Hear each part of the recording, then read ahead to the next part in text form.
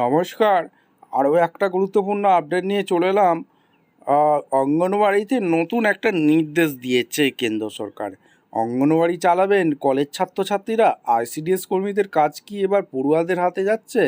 ICDS কর্মীদের ভবিষ্যৎ কি? আজকের এই ভিডিওতে বিস্তারিতভাবে ব্যাখ্যা করব। চ্যানেলে ফার্স্ট টাইমে থাকলে চ্যানেলটাকে সাবস্ক্রাইব করে বেল আইকনটা টিপে রাখতে হবে। সম্প্রতি ইউজিসি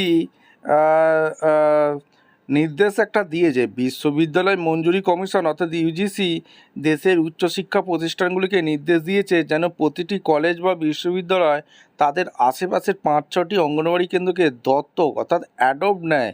পড়ুয়াদের ভূমিকা, কলেজ ছাত্রছাত্রীরা সেখানে পাকাপাকিভাবে কাজ করবেন না, তারা কেবল ইন্টার্নশিপ বা সমাজসেবার অংশ হিসাবে শিশুদের প্রাথমিক শিক্ষা ও পুষ্টির বিষয়ে সহায়তা করবেন।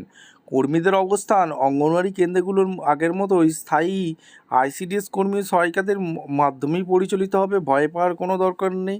কর্মীদের কাজ চালিয়ে যাওয়ার কোনো সম্ভাবনা নেই, আর এখানে কাজ চলে যাওয়ার কোনো সম্ভাবনা নেই। আর মূল উদ্দেশ্য, জাতীয় শিক্ষানীতি এনইপি 2020 অনুযায়ী অঙ্গনওয়াড়ি কেন্দ্রগুলিকে আরও আধুনিক করা এবং কলেজ পড়ুয়াদের হাতে কলমে সামাজিক কাজের অভিজ্ঞতা প্রদান করা, এগুলোই হচ্ছে মূল উদ্দেশ্য। নিয়োগ প্রক্রিয়া, পশ্চিমবঙ্গের বিভিন্ন রাজ্যে বর্তমানে নতুন অঙ্গনওয়াড়ি কর্মী নিয়োগের প্রক্রিয়া এখনও চলছে, যা প্রমাণ করে যে এই পদগুলো বিলুপ্ত হচ্ছে না। কলেজ পড়ুয়ারা অঙ্গনওয়াড়ি কেন্দ্রে দত্তক নিলেও তারা কেবল সহযোগী বা মেন্টার হিসেবে কাজ করবেন। কর্মীরা তাদের পদেই বহাল থাকবেন।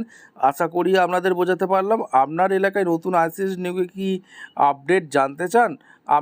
আমাদের অবশ্যই কমেন্ট করে জানাবেন। দেখা হচ্ছে কোনো পরবর্তী ভিডিও। ধন্যবাদ।